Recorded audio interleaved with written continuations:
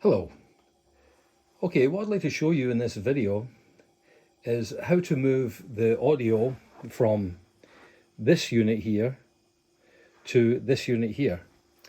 Now this is a Roland 1680, VS1680. It's an older hard disk recorder, and when this came out, the only way you could get the audio out to it was to record it back onto zip tracks, zip things, and DAT, or you recorded it to discs that had a dedicated CD burner, and you could burn it onto them. Now the unfortunate problem was that they made it difficult to get the audio off of this, and you backed it onto the CD player, the CD burner, the CD, and there's practically no software on the planet known to mankind that you can actually decipher or decode this stuff from. So I backed everything up to CD, and then of course with the passage of time, accessing this stuff became impossible. So I've been unable to even switch this on for 20 years, and there's some songs that I've not heard in years. If you find yourself in a similar situation, you've got one of these units and you want to get this audio off, this is exactly what you have to do. So what I'm going to run you through here is I'm going to show you how to route the outputs, the cables you have to use, the output system settings in here, and the MIDI system settings in here. Then we're going to go across to this unit here, and I'm going to show you how to set up this unit to receive the audio, so that you have all the tracks all the way up to 16 being recorded. Yeah, you cannot record them all at the same time. You have to record them separately, but we'll get to that in a moment. So, and then how to take this audio here and move it to your computer.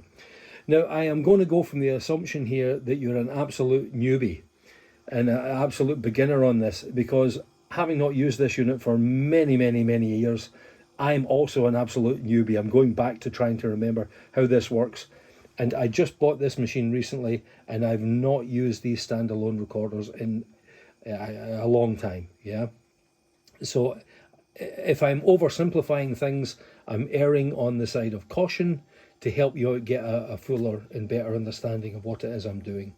Okay, so ignore any stuff, or any beginner's mistakes I might make. So first of all, we'll start with this machine. As you can see on this machine, I'm going to pull the thing up a bit closer. Excuse it, I have to carry my iPad in my hand, and it's making it a bit difficult to focus on things. So here you can see that on this track I have tunes recorded on track 3, track 5, 7 and 8 is there, and 9 through 16 is also got tracks recorded. So to set this up, first of all I'm going to look at the back of the machine and show you how that is set up. Here we have going to the 8 outputs on the back of this machine. Yeah, there's 8 outputs there, RCA outputs. Now I bought a snake cable. You can see there's 8 connectors there. Whoops, this is awkward with one hand. And I've connected these connectors up corresponding to the DP unit, you see. So green is in number 1, channel number 1, and that goes out into a snake all the way over here, and then it goes into channel 1 here. Okay, so that's going into channel 1, and it's the same with the rest of them. Channel 2 down here, down there, this channel 2 is going over here to channel 2. Okay, and all the way through you just put the 8 in. On this cable that I bought from Tom, and it cost about 19 euros, there happens to be a double red at the end. There's 2 reds at the end. I presume if that's a stereo track.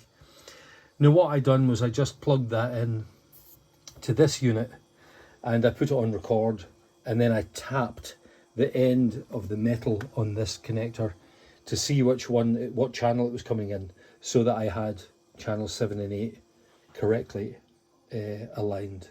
Okay, so next, MIDI. You take your MIDI cable, and your MIDI cable, as you can see here, is going to MIDI in, because this is a slave which means this is going to do what the other one tells it, okay?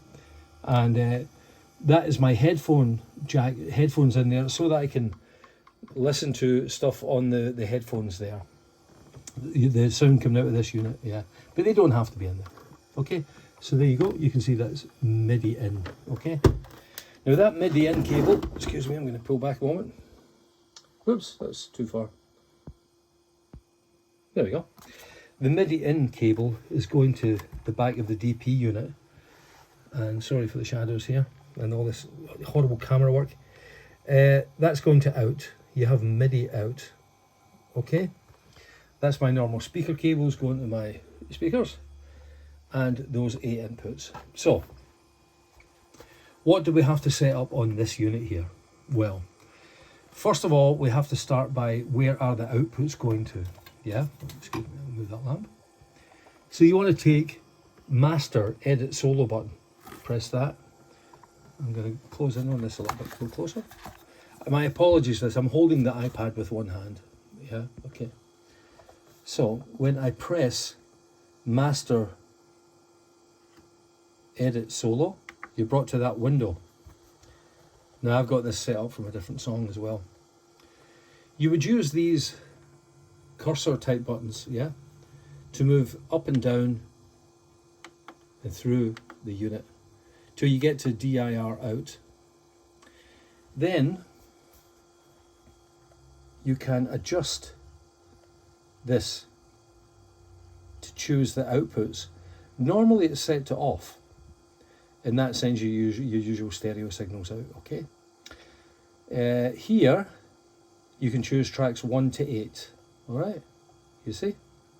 If I turn it once more, we get tracks 9 to 16. So when I set it to 1 to 8, it's taking all the audio as individual tracks and putting them from each individual output, which then goes over to here, and I'll record that in a moment. The next thing you have to do is you have to go to MIDI. So to leave that screen, you'll press Shift and Play. Shift, Play. It brings you back to this home screen. Then you're going to press Shift to get to the sub system here. Shift and System, or Shift F5. So Shift F5, and that brings you to a new section. And to scroll through the different pages, you would push that button there, but you don't have to, because MIDI is here, and that's the section you want to go to, which is F4. Press F4. Now this is the MIDI setup that I have that gets it working. Device ID 17, MIDI out, okay. SysX on, SysX da da da, and on, control local on. The clock is set to slave, and I've set the control type to CC, then it's off, off, off, okay? So that's the MIDI setup, all right? So press exit to leave that, and we're back into our home screen. Now what we can see, as I said before here, you have tracks, what's that, 3, 5, 6 and 8 are recorded only. So for the moment, that's that side of things set up on that. You now have everything routed correctly, you set up the MIDI correctly. So if that's all working, what will happen is this machine here will now be able to control that machine. All right. So let's have a look at how we would do that. So first of all, I'll go into the menu system here, right? And then I go to MIDI. I've got to use my hands back and forth here. Let me go to that. As I say, I'm very new to this myself. Go to MIDI, press a lock, and here's my settings for MIDI. So MIDI master clock is master. I've set device ID 17, the same device ID as the other machine. Remote controls master, program change effect on, control change on, generator MTC. That's the MIDI setup for that unit. Okay, so I press home again to leave that screen. Come back here. Now, if I press play up here, which I don't have to do, I can actually press play here, now here. I can now control this machine with this from here. So if I press play, they'll start at the same time. Right? You see? That's rolling. It's not recording, but that guy's going as well. So we've now synced these machines. Back to 0 with that. back to 0 with that.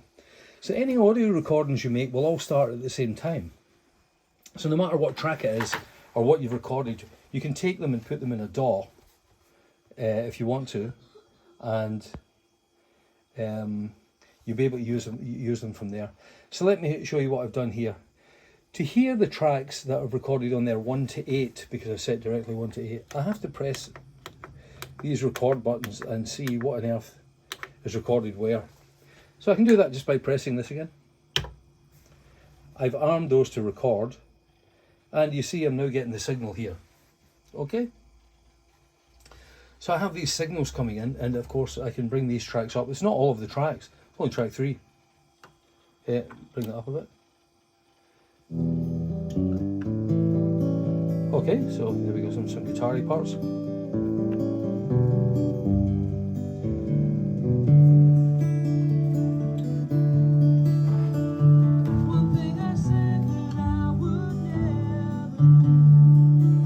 Okay, so right, so you can see I've got audio coming in. Now all I have to do is adjust the trims, choose the tracks I want, or just let them all record, it doesn't matter. So I don't need that one, I don't need 2, 3 is on, 4, 3 is on, 4's off, 5 has something, 6 has nothing. So there you are, I have the tracks corresponded. Okay, so that's my cheap demo. Zero that out again, zero that out again. And then when I've got that set up and I've previewed it and set my trim pot so that it's not thinging, all I have to do is press record here. Okay, so I press record, as I showed you with the start button. They will both synchronize and you will record the audio, the individual track, pre-effects, everything, just raw file going straight into that unit. And they will all be equally synchronized because they'll all start at the same time, and you can import them into any DAW. So next thing is, you can see there's a lot of tracks up there that are not on 1 to 8. Okay, so I've got 9, 10, 11, 12, and then 15, 16. So to get those over here, you have to do a little bit of jiggery pokery. First I'll unarm these tracks. Okay. And then I go back to the direct part that we spoke about, master edit solo, yeah? Excuse me, I'll keep moving this light out of the way. So I go to the master edit solo, and it brings me back to direct out. So I go to direct out, and then I switch that from 1 to 6 to 9 to 16. Excellent. So now, if I press shift play again to leave that screen, I now have tracks 9 to 16 coming out of here and going into here. Okay, so at this point I can go into Assign, and I'm very new to this unit, so I'm just doing what I can with it, and I switch off A to track 1. I go down and I put it to track B, oh sorry, A. I can go stereo, or you can go stereo mono, it doesn't really matter. I can change that just to A. Oh, no, it's refusing to do that. Go back to stereo. So A, then I go to this one, make that B, this one, C. You get the picture here, right? This is going to be track E, and then there you go. So if you've got more tracks, you'll be able to get all your stuff in here. So there you go, FF. Okay. So now I've assigned them all to those tracks. So here we have tracks 9 to 16 going down here, and assigned to tracks 9 to 20. It doesn't matter for what it's worth. So then if I press play here, I can go back here again, zero them out again, and then I press play here. Let me exit that screen first. You'll see the corresponding tracks when I arm them. So we were at 9, 10. I can set these guys up as stereo tracks. Doesn't matter, it's going to record in mono anyway. And then I press play here. It's hard to do, we're looking through the lens of an iPad. Press play, or record, it doesn't matter. But I'll press play to start with. And then I can see that, you see the audio is coming through there. And then all I would have to do is bring up the faders, obviously. Yeah. So they're not being affected, these guys. I never meant to be so bad to you. You see? And now I'm recording the audio from that straight in here. One thing I said that I would never. And one of them is obviously a stereo track there. Probably the last one. With effects on it.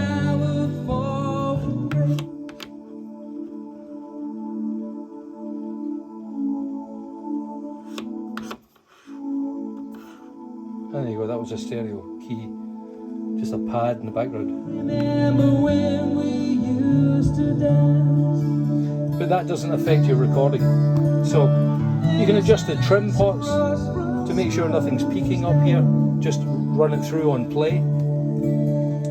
So I'll just take it, okay, everything's working great, go back to 0. Just to be sure, back to 0 on that. I set them both back to 0. Now I would press record, and I'd be recording those tracks onto whatever they are, 9 through 16. Okay, so next. What you would do is you would go to home screen again, go to menu, go to audio depot. Where am I on this thing? Okay, let's see, audio depot. Choose audio depot, and there's nothing there. I'd press export and it would say no recorded track. When I finished recording all these tunes and I've set it up and recorded these tunes, switched off at the end point doesn't matter after you've recorded the audio. You only really want the start point to synchronize. Yeah, when the tune's over, that's kind of just arbitrary. So you would have these 8 tracks, if it was 8 tracks, there as recorded tracks, and then you would do it again. You'd record these tracks, the 9 through 16. You'd have the same again, and then it would have just say for the sake of it was 16 tracks. Then you would just press that saying export. It will say export these 16 tracks. You would choose those 16 tracks. Just put the little arrow in there. Choose them. If you know this machine, you know what to do. Press export. And when you've exported them, they will end up on the SD card here as WAV files, not as these ZZZ WAV files, but as normal WAV files, as they'll be called iFactory, because I've set this up the way Phil Tipping done it, just as a basis to start the recording. And you have these files. You can rename them: solo guitar, vocal, padded keyboards left, padded keyboards right, whatever. And then you have all your audio back where you wanted it, you know. And you have finally got your stuff off of that machine, you know, and onto that machine. And which then ends up on your computer, and you can archive it, rework it, do whatever you want with it, okay? So once again, my apologies for the jittery video, because I'm holding this iPad and it's, you know, and it's just awkward to shift around and show you things. I hope that was clear enough explanation, and if it was too much, my apologies. I have really just restarted using these units, and things you may have taken for granted, I've decided not to skip past, because I realise that somebody somewhere is going to need as much information as possible. Okay, so that is that. I hope it's helpful to you. I hope it's as helpful to you as it was to me. Okay, take good care. If you have any questions, put it in the chat, and hopefully if I can't answer them, somebody else will be able to. All right, so thanks very much.